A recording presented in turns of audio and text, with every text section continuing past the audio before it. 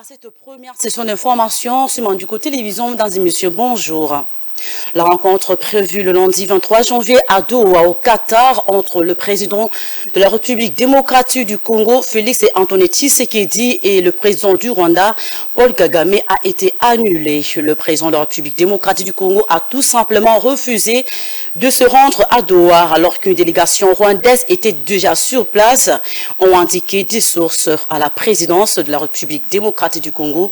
Le détail dans ce reportage.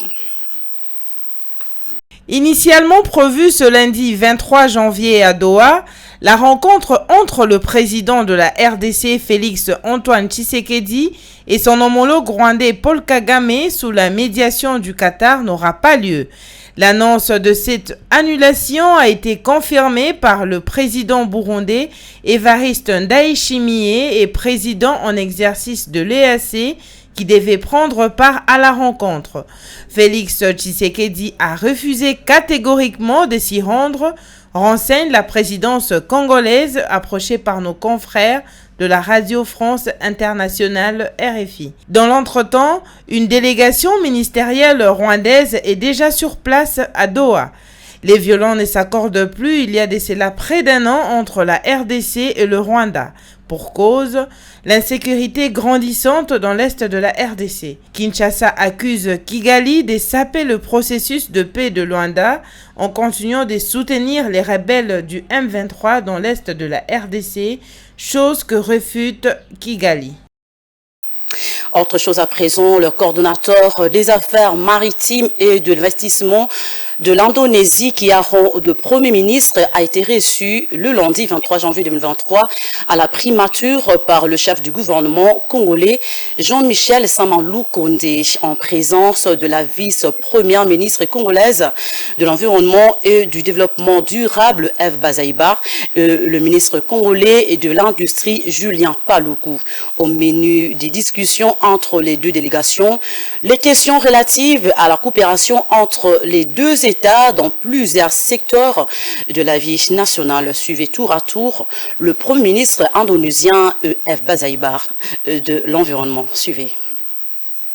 En Indonésie, nous faisons en sorte que chaque résultat, bénéfice qui émane de nos ressources minérales puisse aller pour le bénéfice de notre peuple. Et le président, son Excellence Félix Tshisekedi, m'a dit que c'est exactement la même approche qu'il a désormais, de manière à ce que les ressources bénéficient d'abord au peuple congolais. Et donc, à travers cette collaboration entre la RDC et l'Indonésie, nous serons capables de construire ce système qui nous permettra de matérialiser cette vision. Nous jouons le même rôle face aux enjeux du climat comme pays solution. Nous sommes tous les leaders de nos différents bassins, le Brésil, la RDC et l'Indonésie. Le deuxième volet, c'est la transformation locale de nos ressources naturelles.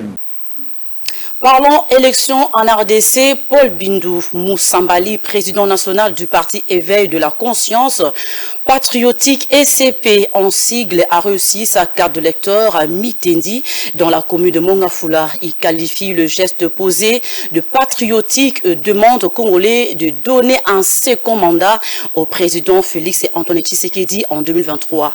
Martin Kayembe et Yvon Chibango pour le reportage. Suivez.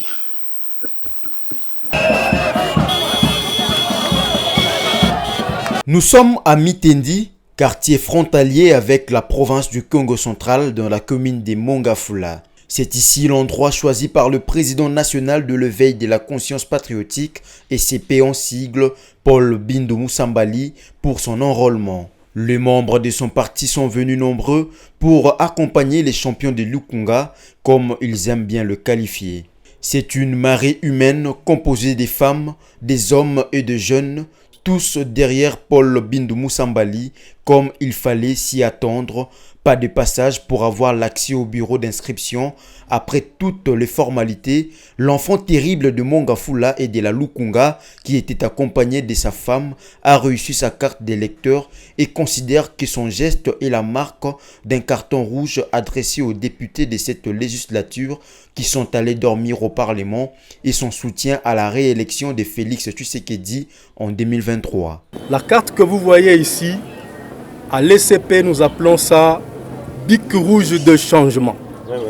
Cette carte ici, nous l'appelons bic rouge de changement à l'ECP. Mais alors, il y a deux niveaux. Il y a le niveau présidentiel et il y a le niveau des législatives. Au niveau des présidentielles, il n'y a pas de changement à faire pour l'ECP. L'ECP soutient à 100% le président, son Excellence Félix-Antoine Tshisekedi Tshilombo. Donc, ECP va voter à 100% le président Fachi Beton. Ça, c'est le premier niveau. Le deuxième niveau, c'est le niveau législatif national et provincial. C'est là où le bic rouge va jouer son rôle. La population a maintenant besoin, pas des députés qui vont dormir à l'Assemblée nationale, pas des députés qui sont des simples applaudisseurs à l'Assemblée nationale, mais la population veut élire ses vrais représentants, c'est-à-dire les gens qui vont aller représenter, défendre ses intérêts. De retour à son quartier général, le président de l'ECP a tenu à galvaniser ses troupes de se mettre en ordre de bataille pour les échéances électorales à venir. Chants et danses étaient au rendez-vous pour marquer la grande journée d'un long combat qui fait que commencer.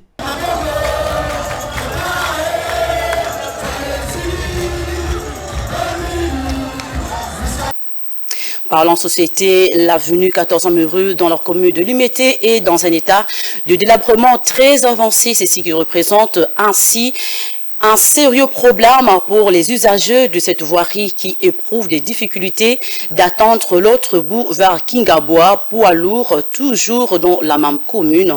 Image commentaire. Nous sommes sur la 14e rue industrielle commune de Limété, où l'état de dégradation de cette artère rend la circulation difficile. Cela fait plusieurs mois depuis que la population a lancé un appel aux autorités pour sa réhabilitation. Malheureusement, leur voix ne s'est toujours pas fait entendre. Cependant, la route continue d'endommager les véhicules et mototaxis qui l'empruntent. Les personnes rencontrées sur place n'ont pas manqué d'exprimer leur désolation et demandent encore une fois aux autorités compétentes de se dépêcher avant que le pire n'arrive.